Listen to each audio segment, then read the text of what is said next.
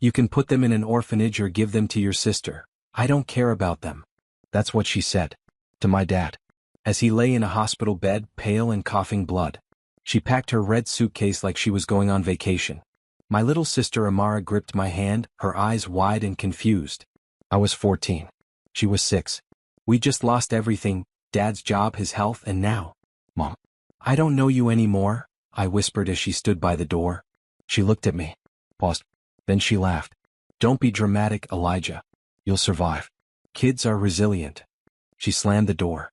And just like that, our mom vanished into the world with her new man. Some finance guy from her gym. The same one she used to say was just a trainer. Dad died a week later. No funeral guests. No extended family. Just me, Amara, and the social worker who handed us garbage bags and said, pack what you need. We lived in a group home for a while. Foster care. Tried not to get split up. At night, Amara cried into my chest and asked me, do you think she even thinks about us? I lied. But in my heart I swore one thing. Someday. I'll make her remember. And 12 years later, on the night she knocked on my door trembling, I knew the day had finally come. 12 years is a long time to live without a mother. Long enough to stop asking why. Long enough to turn pain into fuel. After bouncing through 4 foster homes, I aged out at 18. Took community college classes by day, stocked grocery shelves at night. Amara stayed with a kind older couple, Mr. and Mrs. Brighton, who gave her something like stability. I never let a single paycheck slip. Every dollar saved had a purpose. I built something.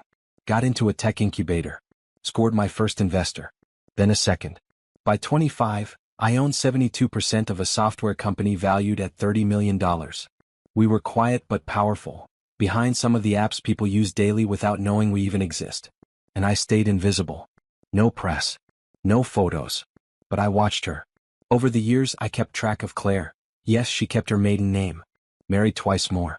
Divorced again. Her trainer lover? Gone in 3 months. She tried working retail, filed for bankruptcy, then floated around like a ghost on Facebook. Until one day I got an email. Subject, urgent, family emergency. From Claire N.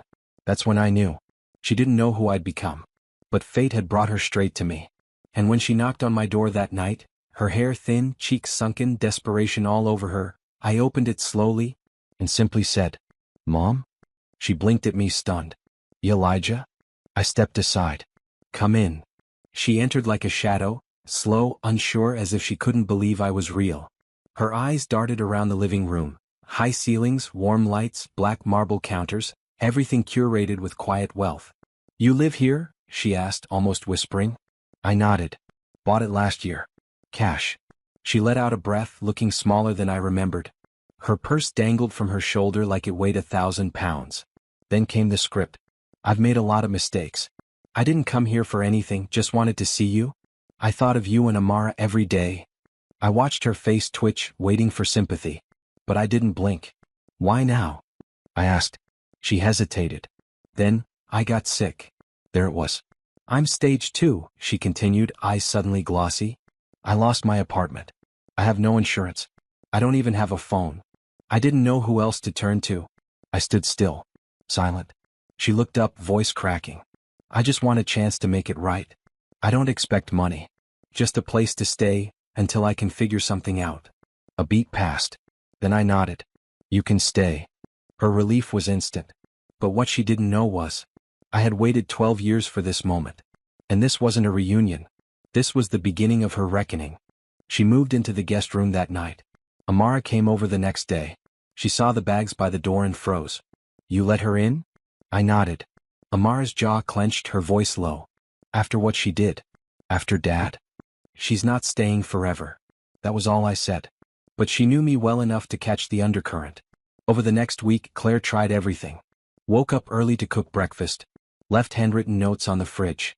Asked about my work, my lovely home, as she called it. I played along. Smiled.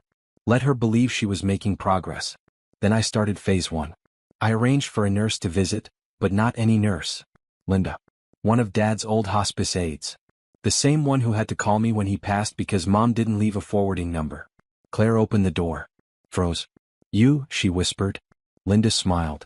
Hello, Claire. Long time. For the next hour, I watched from the hallway as Linda took notes, checked vitals, and asked questions Claire couldn't answer. So, no prescriptions?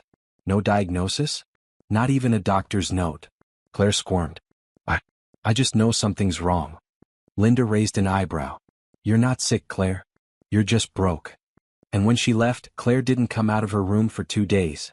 She just realized she couldn't lie her way out of this one. The silence in the house turned thick. Claire barely left her room. No more scrambled eggs. No good morning notes. Her fake mask had cracked and underneath was nothing. But I wasn't done. Phase 2 was about truth. I found the box she'd left behind when she vanished. Buried in Amara's attic all these years. I kept it, unopened, out of some twisted mix of anger and curiosity. Now I finally opened it. Inside were letters. Not to us. To him, the lover. Letters about how she finally escaped, how Elijah will be fine. He's always been too serious anyway, how Amara was too soft to survive without clinging to someone. Letters laughing about Dad. Mocking his pathetic work ethic. His smell. His slippers. I scanned them, printed them out, and stacked them neatly. Then I called Amara. When she read them, she sat down without a word. And then she smiled just a little. Let's frame them, she said. So we did. On the wall above Claire's bed, 12 crisp pages, glass-protected, each one titled, The Mother You Wanted Back. That night she screamed when she saw them. Said we were sick, said she had rights. I stood in the hallway and said, You gave up all rights the day you chose him over us. Then I locked my bedroom door. Because this was only the middle. Her real punishment hadn't even started. 3 nights later I made her dinner. Steak, asparagus, and a glass of Pinot Noir. Just like she used to eat before she outgrew our poor man's lives. She sat at the table, eyes wary, fingers trembling slightly. I'm sorry for the wall, I said. I overstepped. She exhaled. Thank you. Then I slid the final piece across the table. A small folder. Cream-colored. Her name on it in gold letters. She opened it, and paled. Inside was a carefully prepared financial summary of everything she owed. Unpaid child support. Calculated rent. Emotional damages with interest. Costs from Dad's funeral. Health insurance premiums for the years she was gone. Total, $487,600.34. You're insane, she whispered. I smiled. Just thorough. And if I refuse? I leaned in. Then you'll be the star of a documentary I'm producing, titled The Mother Who Left Her Kids to Rot While She Slept with Their Gym Instructor. I already have the letters. The neighbors. The funeral records. Want to guess what story Netflix loves most? She froze. Then quietly, what do you want? I stood up. You'll pay. With work, with discomfort, with humility. I'll let you stay, but you'll serve. And as she sat there, shaking, I knew. This wasn't cruelty. This was debt collection. One memory at a time. I started small. Claire became the live-in housekeeper. She cleaned the bathrooms. Scrubbed the floors. Cooked badly. Burnt toast became our new breakfast staple. Amara refused to eat anything she touched. She doesn't get to poison me now too, she muttered. But it wasn't about the chores.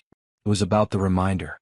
That the woman who once said we were too much responsibility was now folding our laundry. Neighbors started noticing. Isn't that your mom? One of them asked me. She was, I replied. Now she's just paying back time. Every Sunday, I invited over the same church elder she once insulted during a bake sale. I watched her serve him coffee with shaking hands. When he smiled and said, Grace changes people, she didn't respond. Week by week, she withered, not from hunger or abuse, but from the weight of her past echoing in every corner of this house. Then came the final blow. I received a letter from him, her former lover. Addressed to her. He'd been arrested for fraud. His trial was going public. He named names. I slid it under her door. That night I heard her crying. The kind of cry that makes the walls tremble. But I didn't go in. She needed to sit with it. Everything she gave up. Everything she thought would last. And everything that was gone now. Winter came early that year. On the anniversary of Dad's death, I placed a single white rose on his grave. Amara stood beside me, arms crossed against the cold. Neither of us spoke. We didn't need to. We both heard the footsteps behind us. Claire. Hair tied back. Face bare. Dressed in black. She held a candle. I never got to say goodbye, she whispered. Amara turned. You did. The day you left us for him. Claire's eyes filled but no tears fell. Just a quiet nod. And then, she knelt. Not to us, but to the memory of the man she abandoned. That night I called a cab for her. She didn't argue. She packed 2 small bags and stood by the door. I'm going to a shelter near the East Pier, she said. I didn't stop her. But before she stepped out, I handed her one last thing. A letter. Written by Dad. Seal. Dated the week she left us. She looked at it like it was a live wire. Then tucked it into her coat and left without another word. I never asked if she read it. I didn't need to. Because some debts are paid in silence.